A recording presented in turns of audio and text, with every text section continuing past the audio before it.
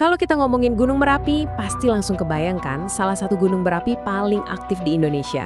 Tapi, kalian tahu nggak? Di balik kegagahannya itu, Merapi punya dua cerita asal-usul yang beda banget. Yang satu dari dunia mitos, dan yang satunya lagi dari kacamata sains. Yuk kita bedah dua-duanya. Oke, coba deh bayangin sebentar. Sebuah pulau sebesar Pulau Jawa, tiba-tiba aja jadi miring, nggak seimbang. Aneh banget kan? Tapi ya, inilah masalah besar yang jadi awal mula kisah pertama Merapi. Jadi, konon katanya nih, dulu banget Pulau Jawa itu miring, berat sebelah gitu, sisi selatannya lebih berat. Nah, ini bikin seluruh pulau terancam tenggelam. Jelas para dewa di kayangan jadi panik dan mereka harus cepat-cepat cari solusinya. Nah, dari sinilah kita masuk ke cerita pertamanya. Sebuah legenda epik tentang kekuatan para dewa, kesaktian manusia, dan ya, sebuah pengorbanan yang mungkin nggak disengaja. Para dewa akhirnya nemuin rencana yang luar biasa gila. Mereka mutusin buat ngangkat satu gunung utuh, namanya Gunung Jamur Dipa, dari selatan, terus dipindahin ke tengah-tengah Pulau Jawa biar seimbang lagi. Wah, ini sih tugas yang cuma bisa dikerjain sama dewa ya. Tapi rencana gede ini ternyata ada masalahnya. Waktu para dewa ngangkat Gunung Jamur Dipa, mereka nggak sadar kalau di lokasi tujuannya itu ada dua empu sakti, Empu Rama dan Empu Permadi, yang lagi sibuk bikin keris pusaka. Keduanya ini kekeh nggak mau pindah.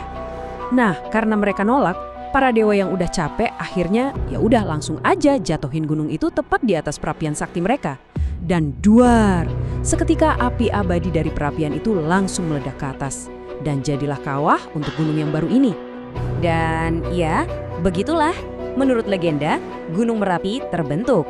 Sebuah gunung yang lahir buat menyeimbangkan dunia dan lahir dari api keramat dua empu sakti.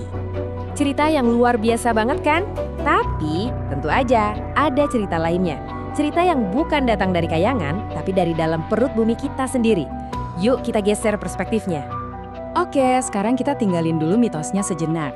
Kita masuk ke dunia geologi buat ngertiin kekuatan super dahsyat yang sebenarnya menciptakan Gunung Merapi. Jadi di satu sisi kita punya cerita api dari perapian sakti.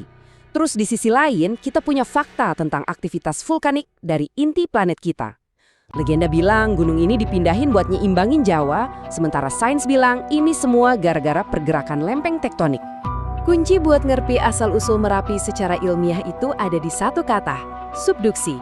Gampangnya gini deh, bayangin ada dua karpet raksasa di lantai, terus saling dorong.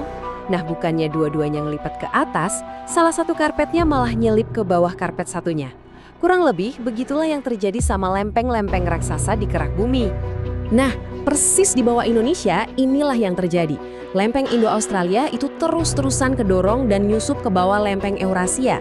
Proses ini teman-teman nyiptain gesekan dan tekanan yang nggak kebayang. Dan inilah mesin geologis yang jadi penyebab hampir semua aktivitas vulkanik di Nusantara. Gara-gara proses subduksi inilah batuan di mantel bumi itu meleleh jadi magma.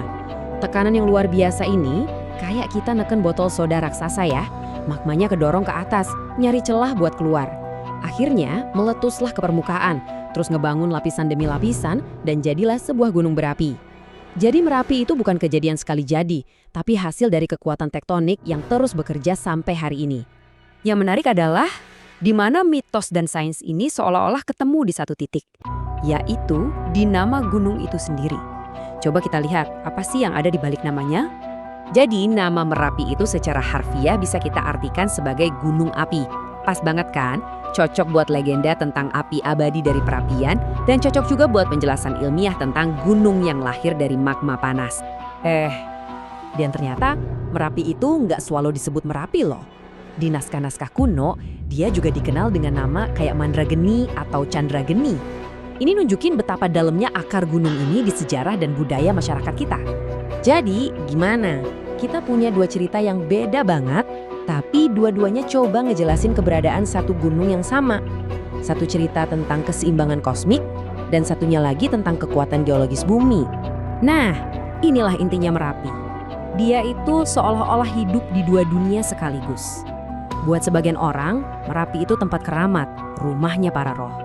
Tapi buat yang lain, Merapi itu laboratorium alam yang keren banget.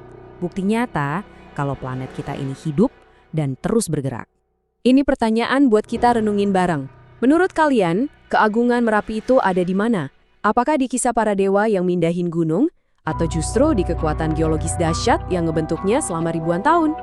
Atau jangan-jangan keajaiban Merapi yang sesungguhnya itu bukan soal milih satu cerita, tapi justru karena gunung ini begitu besar sampai bisa menampung keduanya. Mitos dan magma, legenda dan lempeng tektonik. Dua-duanya adalah bagian dari siapa itu Merapi. Makasih udah nonton sampai habis, dukung terus Markombur ID dengan cara like, subscribe, dan share ke kawan-kawan kalian. Sampai ketemu di video selanjutnya, tetap asik dan jangan lupa bahagia.